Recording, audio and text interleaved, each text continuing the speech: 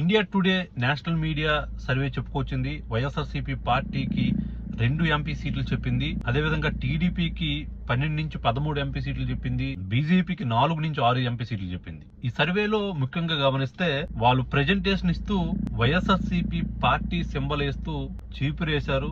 అదేవిధంగా TDP party symbol వేస్తూ కమలం పువ్వు వేయడం జరిగింది. అంటే ఈ రాష్ట్రంలో ఏ పార్టీకి ఏ సింబల్ ఉందో కూడా తెలియని పరిస్థితుల్లో మీడియా సర్వేస్ చేస్తున్నాయంటే వీళ్ళిచ్చే ఫలితాల్లో ఎంత ఎక్యురసీ ఉంటుంది, ఎంత సక్సెస్ రేట్ ఉంటుందో మనం ఇట్టే చెప్పొచ్చు. వీళ్ళు నేషనల్ పార్టీస్ ఎక్కడైతే అధికారంలోకి డైరెక్ట్ గా రాబోతున్నాయో వాటిపైనే ఎక్కువ ఫోకస్ చేస్తుంటారు. అదేవిధంగా మిక్స్డ్ ఫలితాలు కాకుండా ఒక వేవ్ పైన ఆంధ్రప్రదేశ్ లాంటి మిక్స్డ్ ఫలితాలు వచ్చే పరిస్థితి, అంటే ఏ పార్టీకి కంప్లీట్ మెజారిటీ స్వీప్ లేకుండా 10 నుంచి 20 సీట్లు వచ్చే పరిస్థితి పైన ఉండేటప్పుడు ఈ ఫలితాలు ఫెయిల్యూర్ రేట్ ఎక్కువ ఉంటుంది.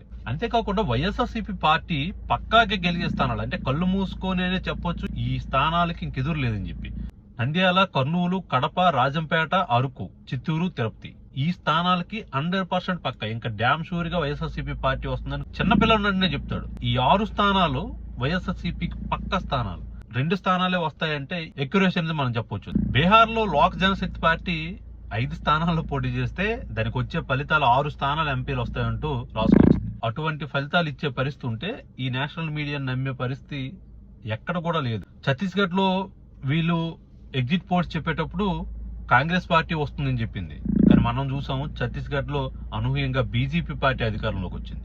అదేవిధంగా ఈ సర్వే రాజస్థాన్ లో కాంగ్రెస్ పార్టీ అధికారంలోకి వస్తుందని చెప్పింది, కానీ రాజస్థాన్ లో బీజేపీ పార్టీ అధికారంలోకి వచ్చింది. యాక్సెస్ మై ఇండియా అనే సర్వే పశ్చిమ బెంగాల్కి వచ్చేసరికి 130 నుంచి 160 స్థానాలు బీజేపీకి వస్తాయని చెప్తే బీజేపీకి 77 స్థానాలే వచ్చాయి. అదేవిధంగా మమతా బెనర్జీ 217 స్థానాలతో అధికారంలోకి వచ్చింది పశ్చిమ బెంగాల్లో. టుడేస్ చాణక్య వచ్చి కూటమికి 22 స్థానాలు వస్తాయని చెప్పుకొచ్చింది, వైసీపీకి 3 స్థానాలు వస్తాయని చెప్పుకొచ్చింది.